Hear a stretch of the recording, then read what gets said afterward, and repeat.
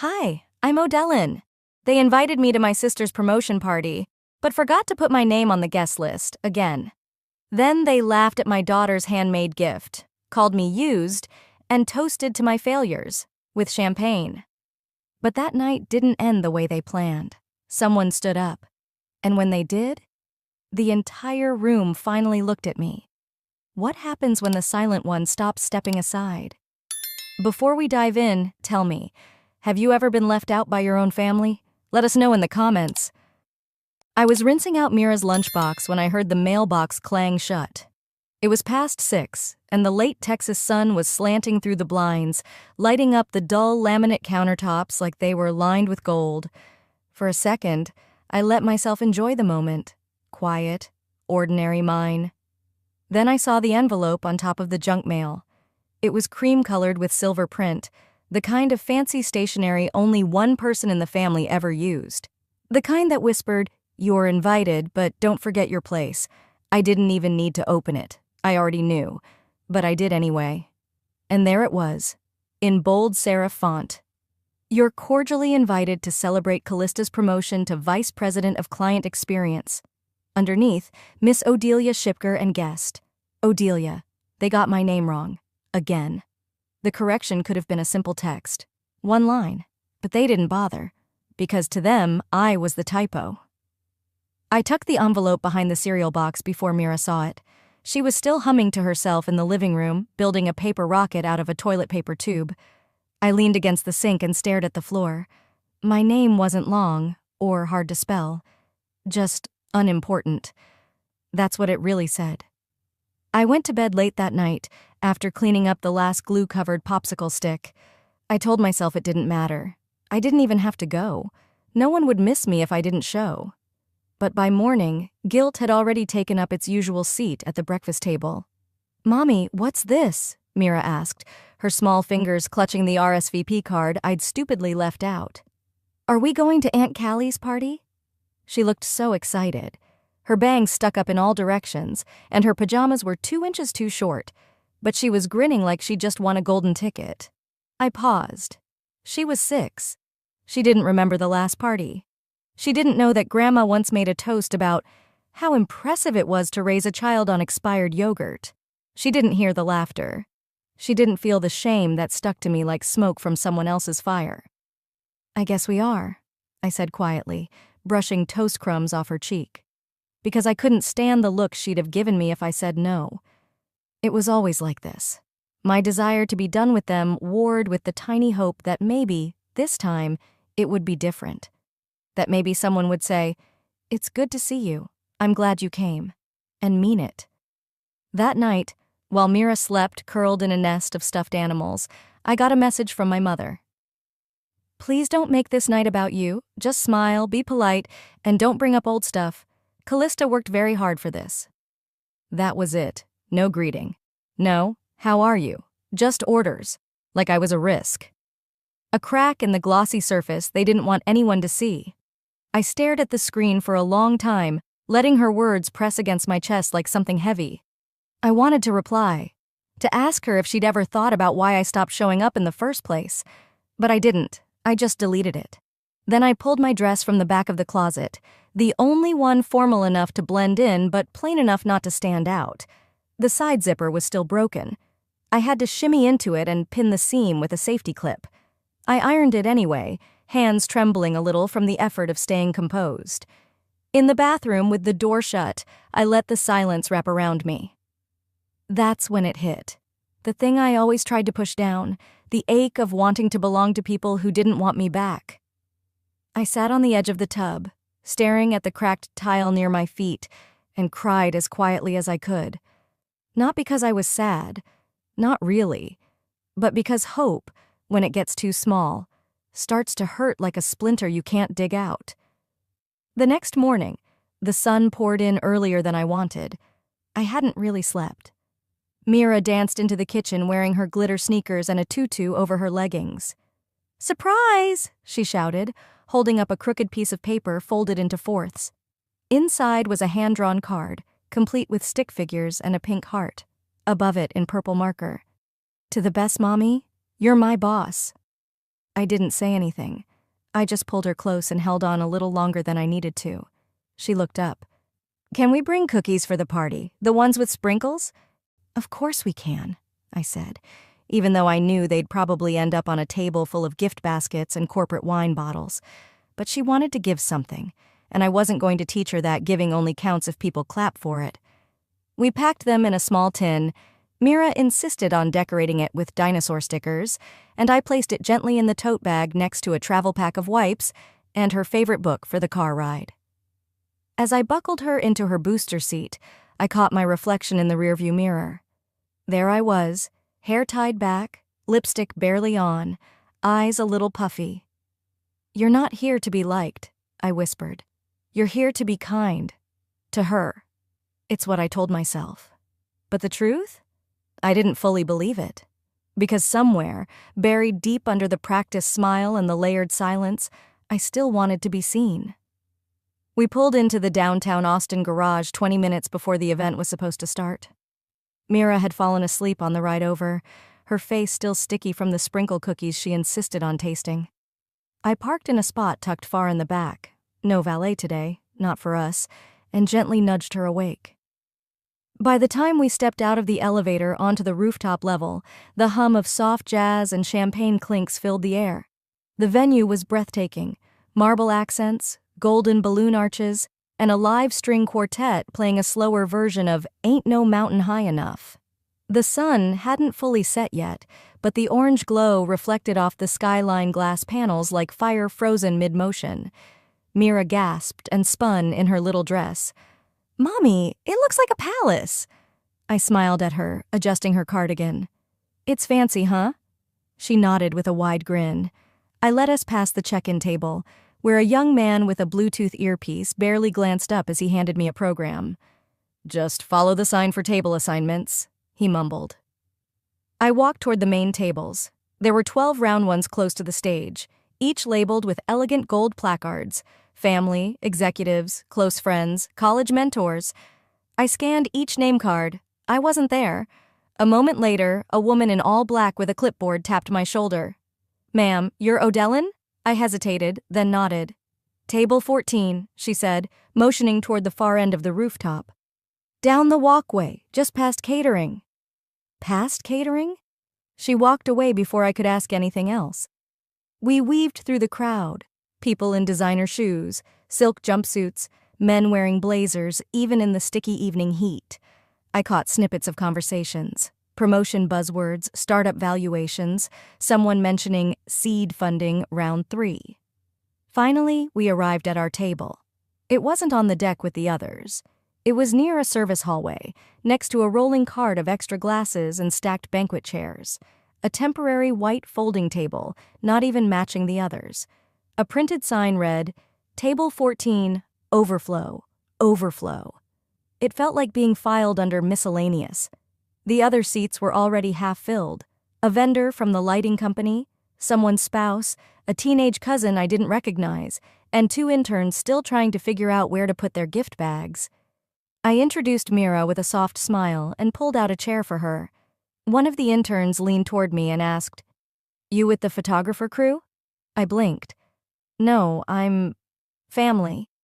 He nodded politely, the kind of nod that didn't ask follow-ups. I pulled Mira's gift tin from my tote and placed it at the edge of the table. She reached for a breadstick. "Mommy, when's the cake?" I glanced at the stage. The staff was setting up a projection screen. "Soon, baby," I said, trying to keep my voice steady. Across the room, I spotted Callista, center stage, surrounded. She wore a navy blue jumpsuit that shimmered under the lights.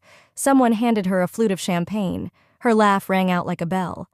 When she finally spotted me, she paused, then walked over, poised as ever.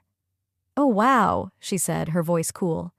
"You came. That's unexpected." I didn't bother asking what she meant.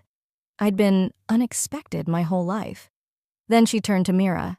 "Hey, sweetie, still into coloring?" she asked, her tone shifting to sugary sweet. Mira nodded. "I made cookies." Before I could add anything, a tall woman with box braids and a sleek pantsuit joined us. "Jasmine!" Callista beamed. "Come meet my niece. She's adorable." She placed a hand on Mira's shoulder. There was a pause. Then Callista added, almost like an afterthought, "Oh, and that's her mom." Just that. Not my sister, not Odellin, her mom. Jasmine smiled. "Oh, you work with kids too?" My mouth went dry. Mira tugged my hand. I just nodded once, the lie easier than explaining my entire family history in 30 seconds. "That's nice," Jasmine said. "Takes patience." I gave a tight smile. "Yes, it does." Jasmine turned to Callista and launched into a story about onboarding new clients. I faded from the conversation like a curtain drawn too far from the spotlight. Back at table 14, the program began. The screen displayed a scrolling montage, photos of Callista on international trips, ribbon-cutting ceremonies, smiling with teams in matching branded polos. The caption read, "To the women who lead with vision, power, and grace." Mira clapped. I didn't. I stared at the screen, at her name. Centered, backlit, celebrated. My own name had been left off a table card. Again. My gaze dropped to my heels. The leather was cracked along the sides. I'd worn them for job interviews, parent-teacher nights, once to a funeral. But never a place like this. Never somewhere I was expected to be proud of someone who forgot I helped her rise. Mira tapped my arm. "Mommy, are you sad?" I looked down at her wide eyes. My voice caught in my throat. "No, baby, I'm just remembering something." A library printer. A worn-out resume template.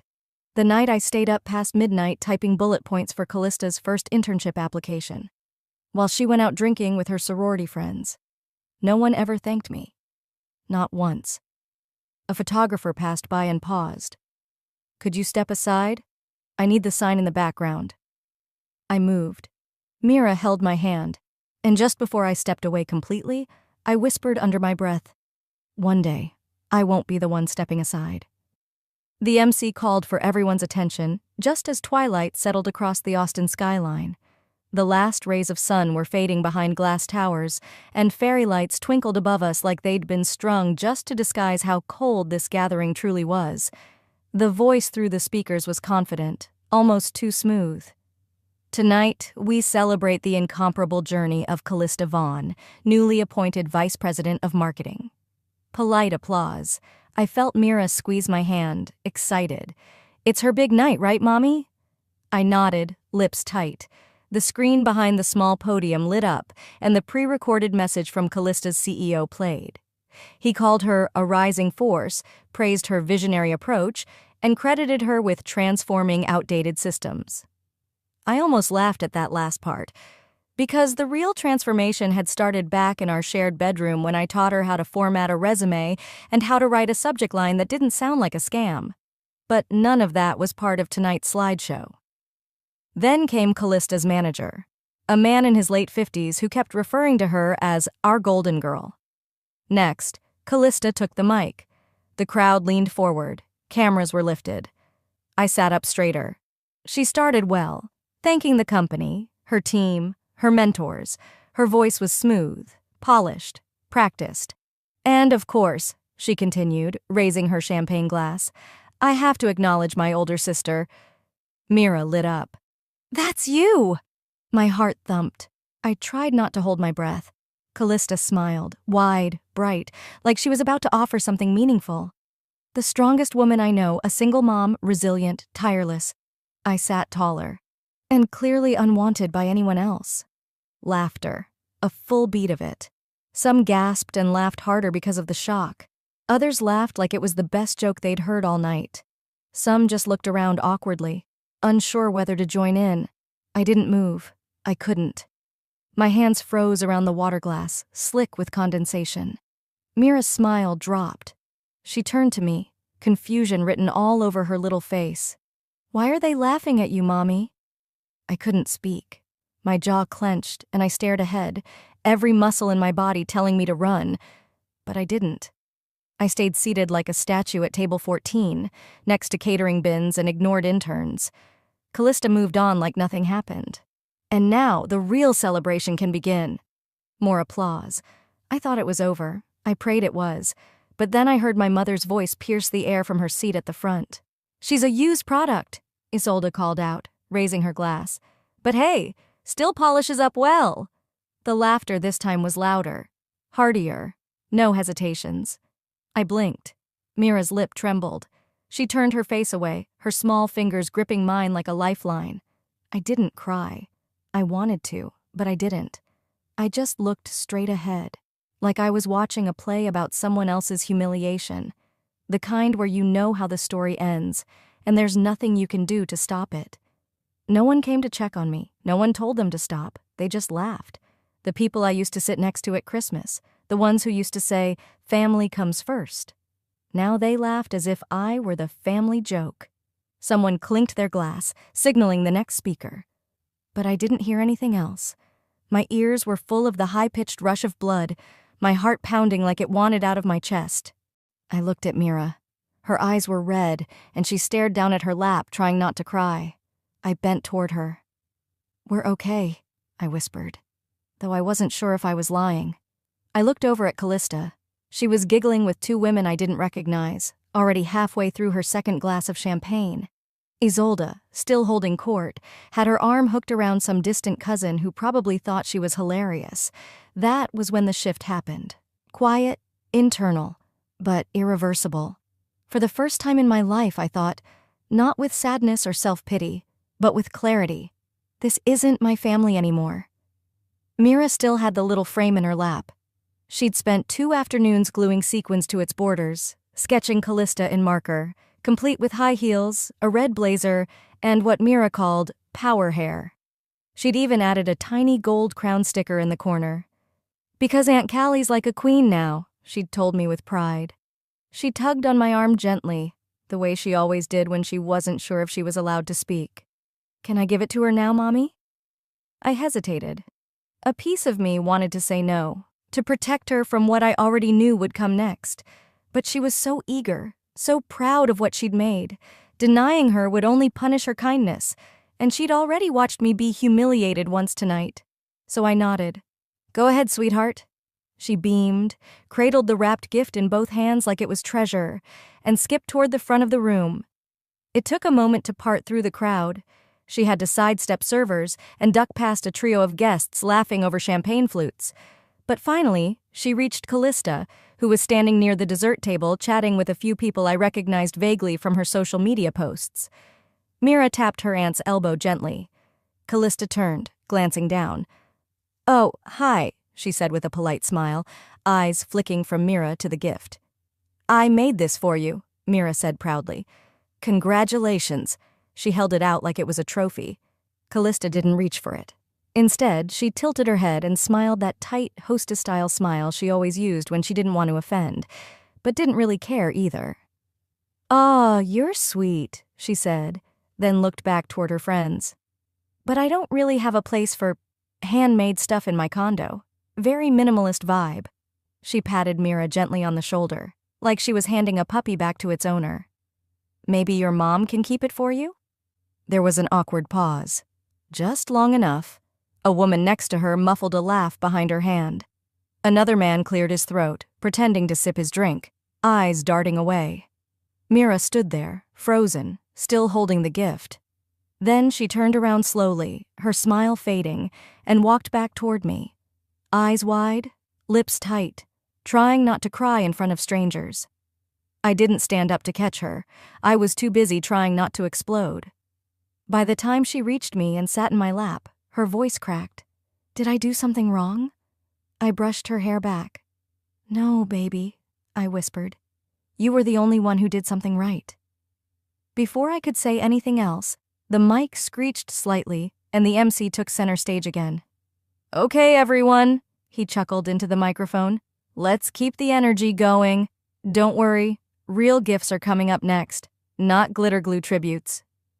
People laughed again, this time at my daughter. I didn't look at them. I looked at Mira. She was biting her lip, eyes locked on the cookie she'd decorated earlier and hadn't eaten. It sat on a napkin, untouched, as if it, too, had been rejected. I kissed her forehead and stood up just enough to pull her chair closer to mine. The frame sat between us now like a small, unclaimed secret. I took a sip of my water. My hand was shaking, from rage, from shame, from restraint. They didn't just make her feel small, they trained her to believe that being thoughtful was embarrassing, and the worst part, they thought it was funny. I glanced around the room. Callista was back to laughing, sipping champagne with a woman in a white jumpsuit who looked like she'd never handmade anything in her life. Isolde was scrolling through her phone, her smile smug like someone who thought they'd won a bet. And the rest of them? Nodding, laughing, complicit. No one stood up. No one said, "That was too far." No one offered Mira a kind word or even a glance of empathy. They just kept the party going. I leaned forward and whispered to Mira again, "We're going to leave soon." She nodded, pressing the frame against her chest like she didn't want to let it go. I sat there silently for a while, scanning every face in that room, memorizing the ones who laughed, the ones who looked away, the ones who would claim later they didn't hear it. But I heard, and Mira heard.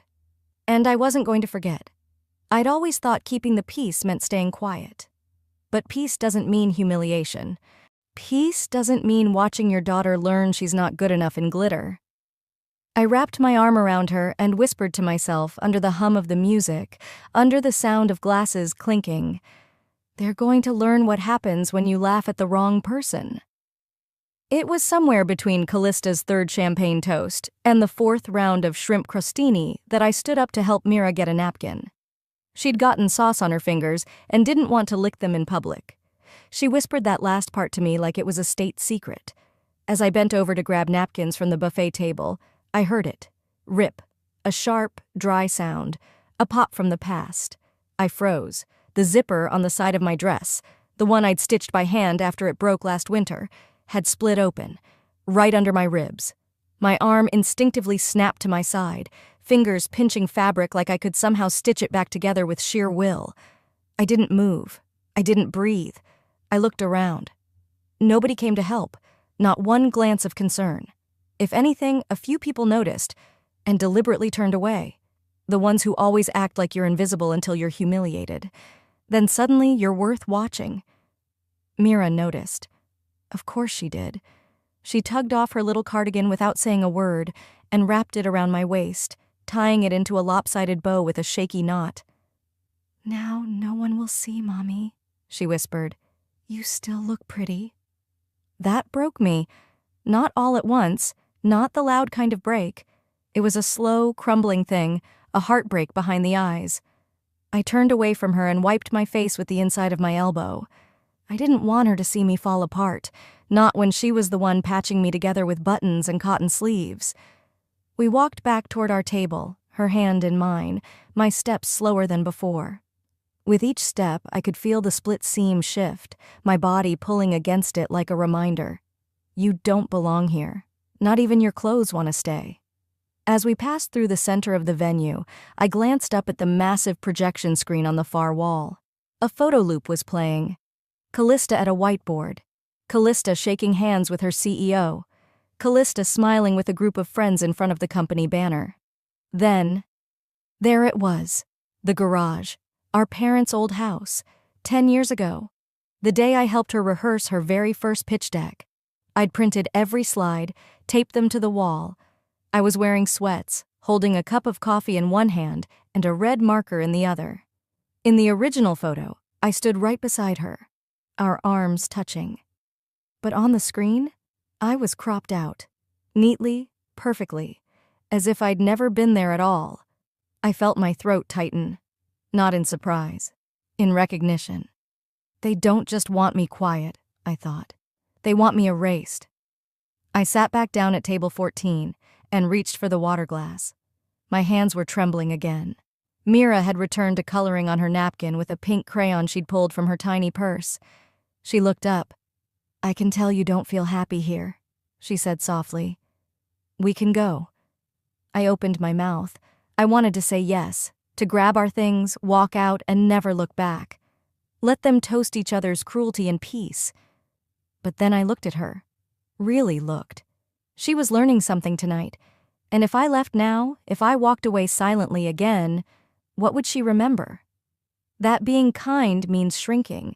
That being ignored means you should disappear. I'd already taught her too much about silence. So I stayed. Not because I wanted to. but because I needed her to see that staying sometimes was the beginning of saying no. I watched Callista give another toast. Laughter erupted again near the champagne bar. My mother was sitting with a woman wearing pearls and fake empathy, nodding as if they had something to teach the room. Mira leaned her head on my arm.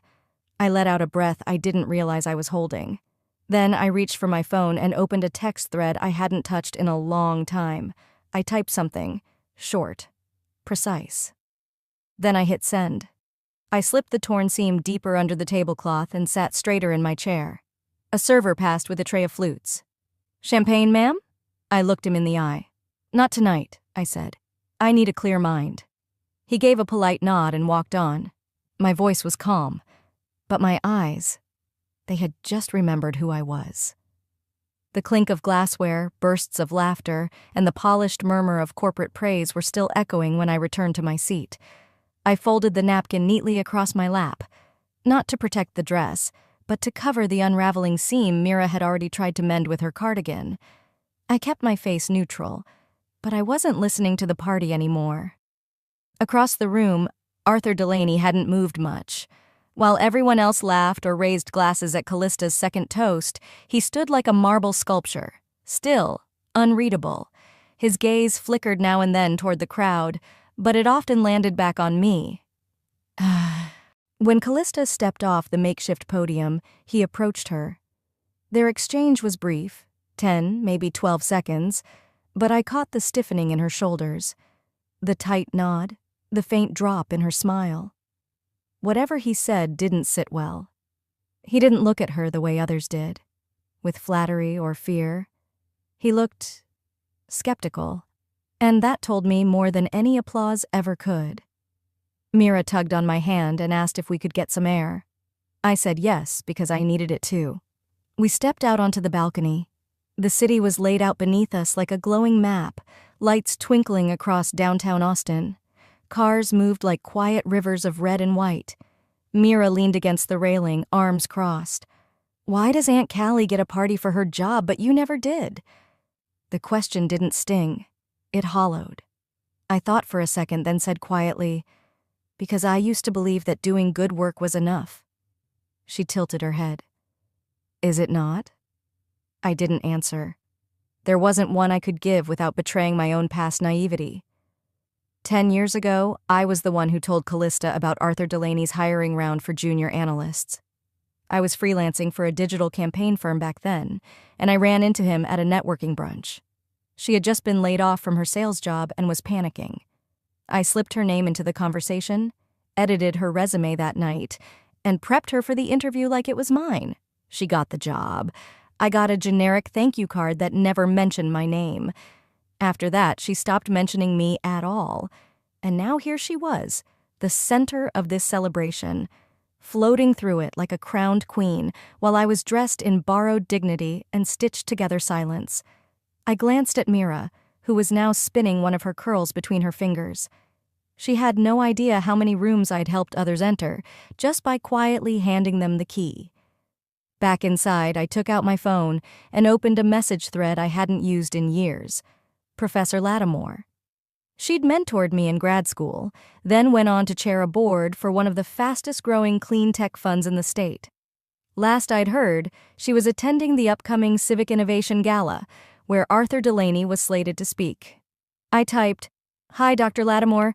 I'd love to reconnect at the Austin Civic Gala if you're still attending. Would be honored to reintroduce myself properly.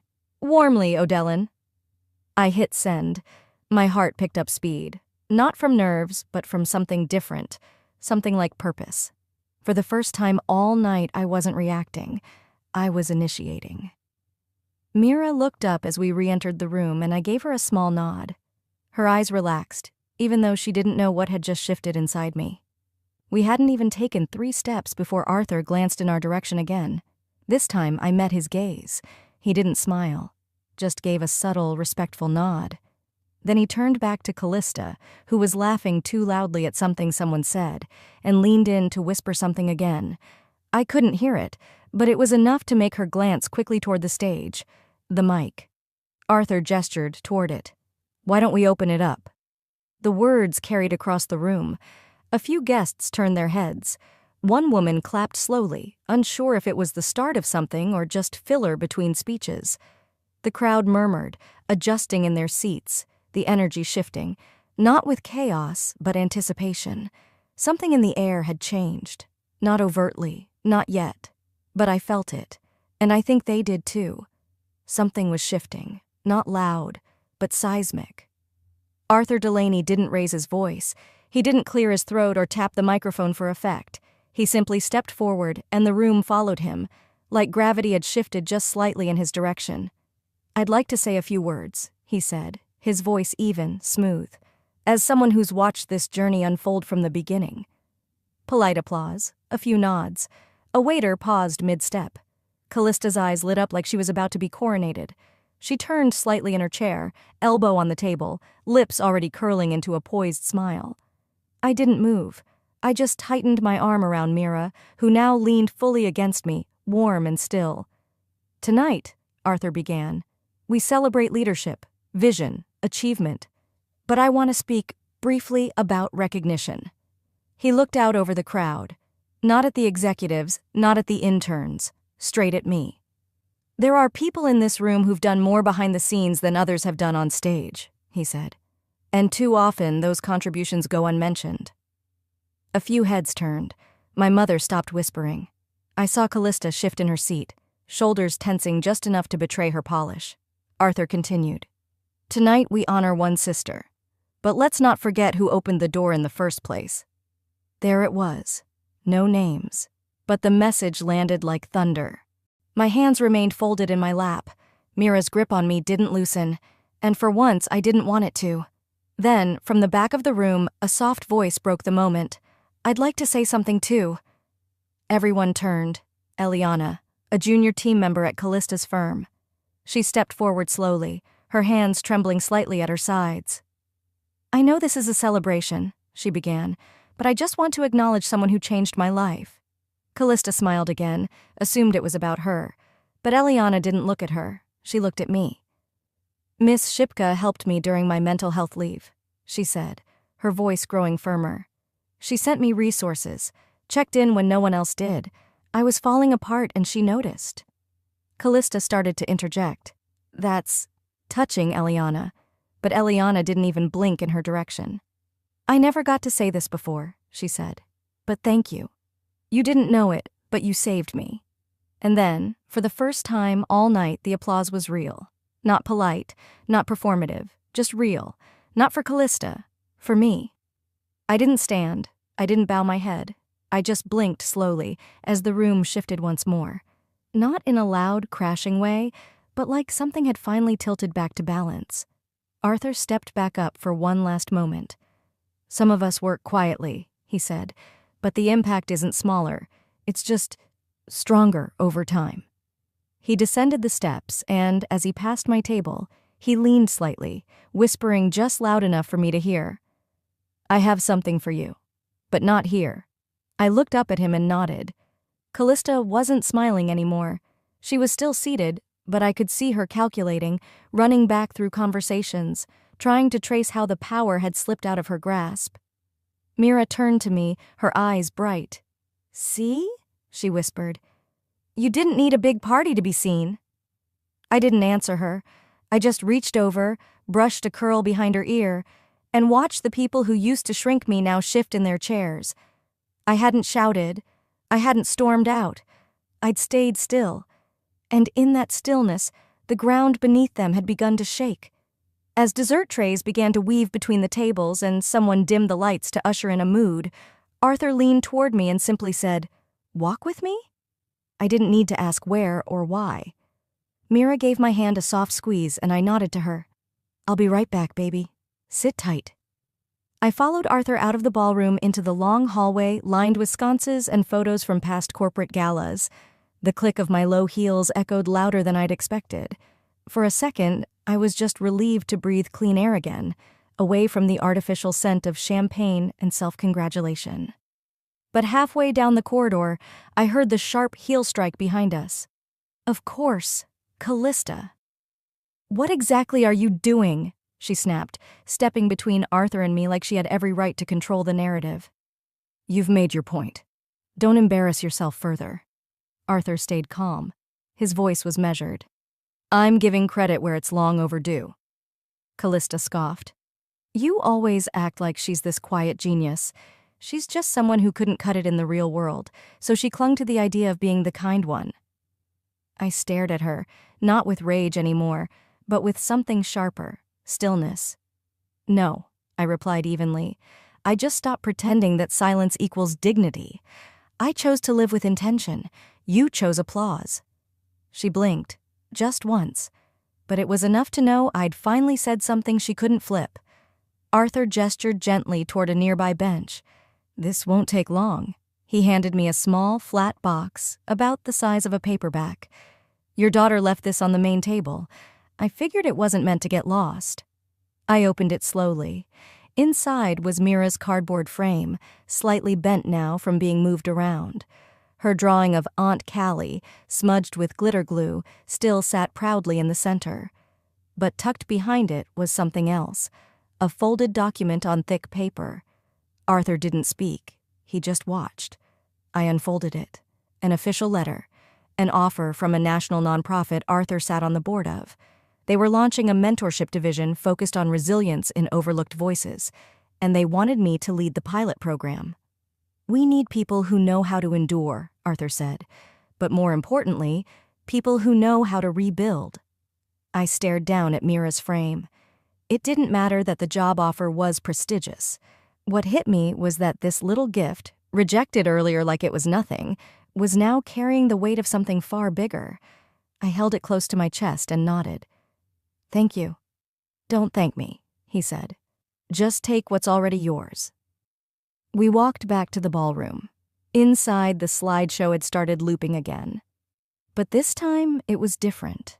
Someone, Arthur maybe, or someone who'd quietly noticed, had replaced one of the centerpiece images. There we were, 10 years ago. A blurry garage photo, Callista mid-pitch and me next to her, whiteboard marker in hand, coaching her through the opening. No one had ever shown that photo publicly, until now. Beneath it, a new caption, The Real Beginning. Guests turned to the screen, then toward our table. Conversations fell quiet. Isolde looked like someone had shut off her oxygen. Callista stood frozen, half a breath from saying something, but with nowhere left to point the story. No spotlight, just consequence. I made my way back to table 14, Mira hopping down from her chair. You ready? I asked. She nodded and slipped her small hand into mine. I turned to the nearest staffer and said, Thank you for helping tonight. You've all been wonderful. Then I glanced toward my mother. You don't have to say anything, I said gently. I already stopped listening. I didn't wait for a reply. Callista stood rigid as I passed, arms crossed tight over her chest like she was trying to hold in a storm. You'll always have the room, I said. But I have what matters. We walked toward the exit.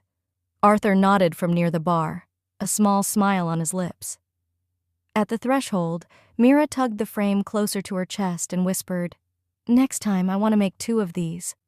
I smiled, finally, from someplace deeper than pride. There won't need to be a next time, baby. This was the last lesson.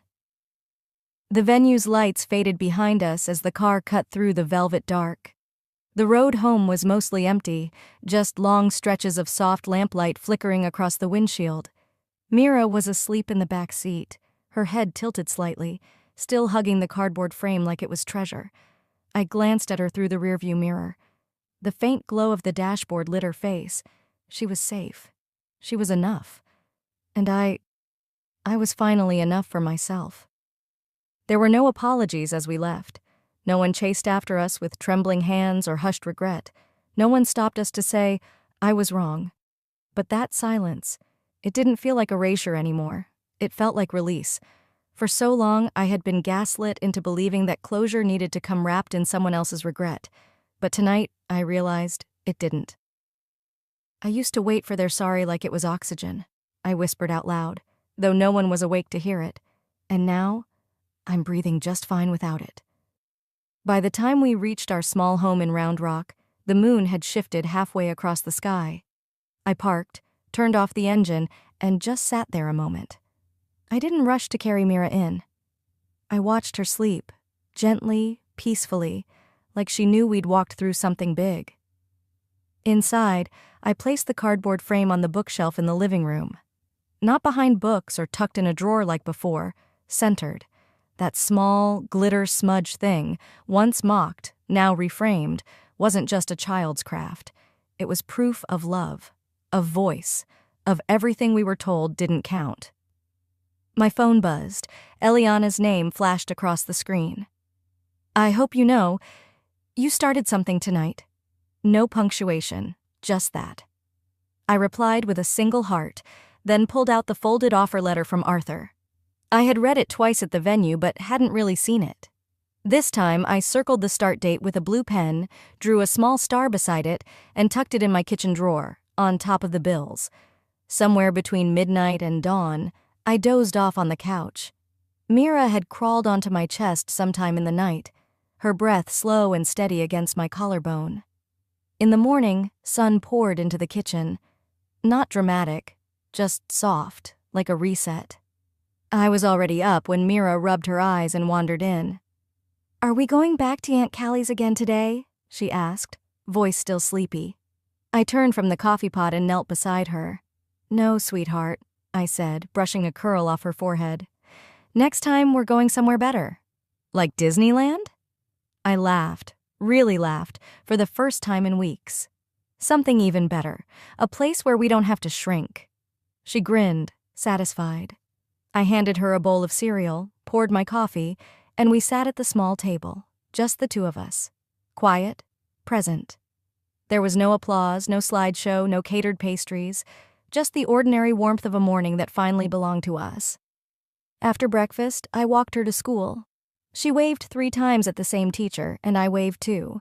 Then I kept walking, around the corner to a cafe I used to hide in during my loneliest years. But today, I didn't sit in the back. I opened my laptop at a window seat, ordered a black coffee, and typed the subject line for a new proposal draft. Rewriting the blueprint.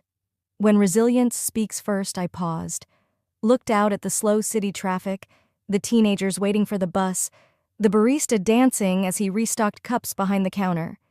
Then I heard my own voice in my head, soft but unshaken. For years, I let them define me, the failure, the burden, the invisible one. But the truth? They only saw what made them comfortable, not what made me real. And now, they don't get to look away anymore. I closed my laptop, stood tall, and walked toward my next meeting, my real one. Not in a boardroom, but in the life I had kept trying to build between the cracks. As the door swung open and the sunlight hit my face, I thought of Mira's words. You didn't need a big party to be seen. And maybe for the first time ever, I believed it.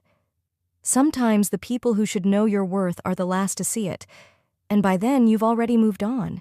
You don't need applause to prove you mattered. You don't need a mic to reclaim your story. Have you ever been the one they tried to silence, only to rise anyway? If this story spoke to you, don't forget to subscribe for more real, powerful family drama that cuts deep and heals wide.